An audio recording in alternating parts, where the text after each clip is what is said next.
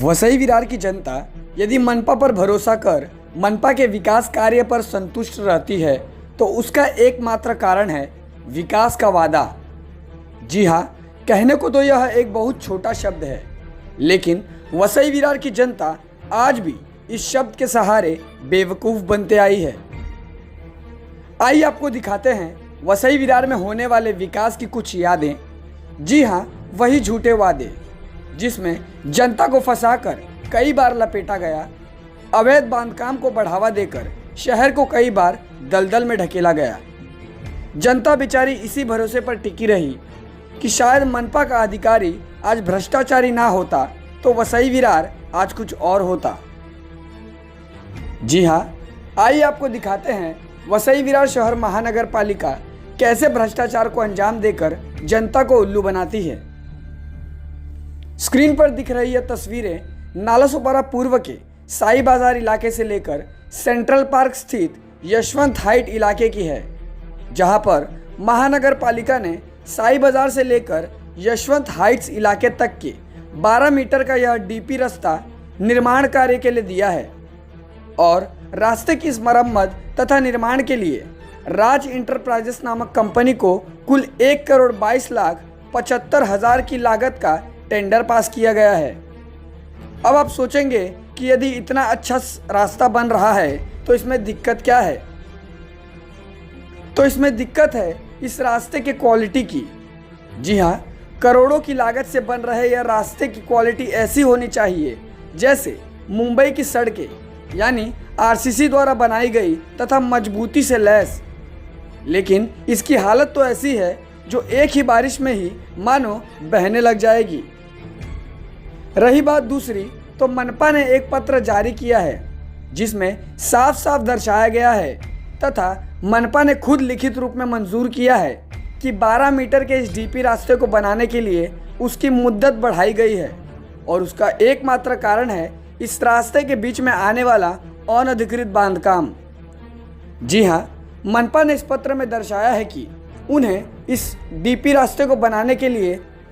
कई मुश्किलों का सामना करना पड़ रहा है,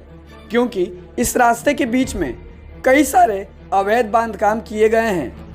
अब भला यह मजाक नहीं तो और क्या है?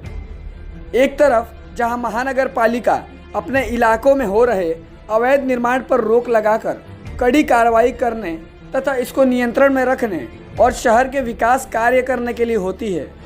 लेकिन नालासोपारा में तो रास्ते बनाने के लिए मनपा लिखित रूप में बहाने तक दे देती है कि उक्त जगह पर अवैध बांधकाम है। अब सवाल यह है कि जब बांधकाम अवैध है तो यह बनते समय ही इस पर रोक क्यों नहीं लगाया गया? और यदि मनपा जानती है कि शहर के विकास के लिए बनाए जाने वाले रास्तों में अवैध बांधकाम है तो क्या मनपा के पास उसे ध्वस्त करने का अधिकार नहीं है? खैर, मनपा की करतूतें कितनी भी जनता के सामने ला दी जाए, लेकिन मनपा के घूसखोर अधिकारी शहर का विकास करने के बजाय खुद का विकास करने से बाज नहीं आएंगे। आपको बता दें कि नालासोपारा पूर्व स्थित सेंट्रल पार्क से लेकर साई बाजार तक कहीं सर्वे नंबर 94 की यह ज़मीन गार्डन के लिए आरक्षित की गई है, कहीं सर्वे नंबर 84 की यह ज़मीन फायर ब्रिगेड के लिए आरक्षित की गई है, कहीं गाले सही जगह पर बनाए गए हैं तो उसे 10 फुट आगे बीच रास्ते पर ही उसका निर्माण कर दिया गया है, तो कहीं प्लेग्राउंड की रिजर्वेशन प्लॉट पर गालों का निर्माण कर दिया गया है। आपको बता दें कि वसई विरार नालासोपारा परिसर का स्टेशन वाला भाग हमेशा लोगों के आवागमन करने तथा लोगों के चलने फिरने में व्यस्त रहता है और गाड़ियों का हमेशा ट्रैफिक जाम लगा रहता है, लेकिन यह शॉर्टकट रास्ता बन जाने के बाद लोगों की काफ़ी मुश्किलें दूर हो जाएंगी। लेकिन वो तो तब ना जब इस रास्ते को सही तरीके से बनाया जाएगा और दर्शाई हुई करोड़ों की राशि का सही उपयोग किया जाएगा। आपको बता दें कि मनपा प्रभाग समिति बी के इंजीनियर रमेश घरत को अवैध बांधकाम के बारे में जानकारी होने के बाद भी यदि इस पर कार्रवाई नहीं कर इस रास्ते को बनाया जा रहा है और फालतू सा उत्तर निर्माण किया जा रहा है तो भला यह भ्रष्टाचार नहीं तो और क्या है? फिलहाल एक बात तो साफ है कि जनता यह तो समझ गई है कि मनपा करोड़ों का टेंडर पास करवाकर अवैध बांधकाम की जानकारी होते हुए भी उस पर कार्रवाई नहीं कर रास्तों को उल्टा सीधा बनाकर थूक पट्टी लगाकर यदि जनता को सौंप देती है तो हमारे वसई विरार शहर का विकास किस ओर जा रहा है यह आप समझ ही गए होंगे।